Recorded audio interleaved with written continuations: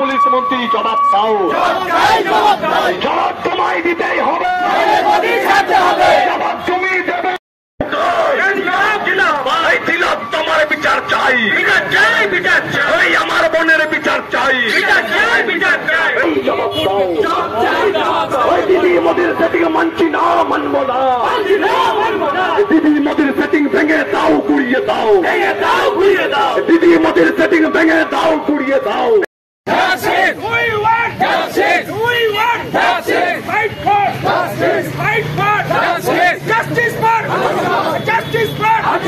বিচার বিচার বিচার চাই। বিচার বিচার বিচার তোমার বিচার চাই। দাসগুপ্তকে নিঃশর্তভাবে মুক্তি দিতে হবে। দিতে হবে দিতে হবে।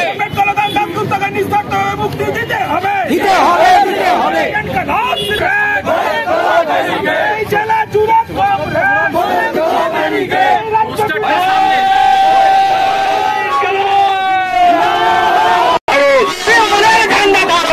তুমি উর্দি ছাড়ো, উর্দির নিচে ঘাস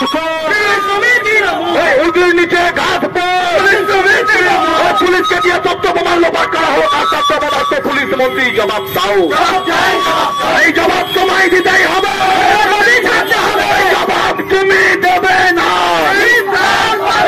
এই জবাব তুমি দেবে।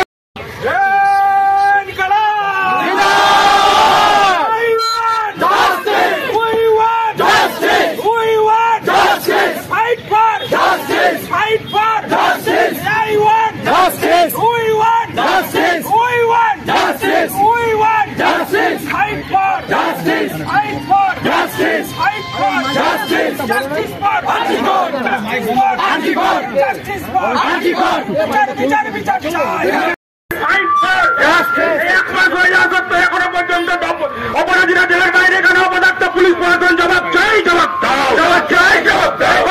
দাসগুপ্তকে অ্যারেস্ট করা হলো, কার সাথে অপদার্থ পুলিশ মন্ত্রী জবাব চাই, জবাব দাও, জবাব চাই, জবাব দাও, জবাব তোমায় দিতে হবে।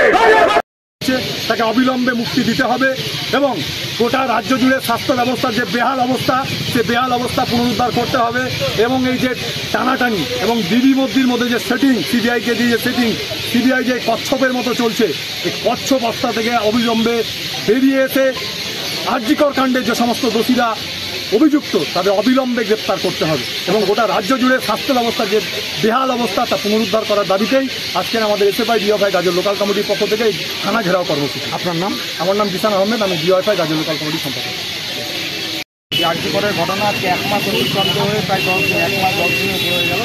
এখনও পর্যন্ত রাজ্য সরকার এবং কেন্দ্র সরকারের টাল বাহানোর জন্য প্রকৃত দোষীরা ঘুরে বেড়াচ্ছে এবং দোষীরা অ্যারেস্ট হচ্ছে এবং ইতিমধ্যেই আমাদের যুবনেতা কলতান দাসগুপ্তকে অ্যারেস্ট করেছে পুলিশ, তাকে নিঃশর্তভাবে মুক্তি দিতে হবে। কারণ আজকে নির্যাতিতার গাড়ি এই কলতান দাসগুপ্তর সঙ্গে রাজ্য নেতৃত্বটাই আটকে ছিল, যারা গাড়ি আটকালো তাদেরকেই পুলিশ মিথ্যা মামলায় ফাঁসানোর চেষ্টা করছে। তাহলে প্রশাসন কোন পথে যাচ্ছে? প্রকৃত দোষী যারা আরজিকর ভাঙচুর করলো তাদের মুখোশ এখনো পর্যন্ত সামনে পুলিশ প্রশাসন খুলতে পারলো না।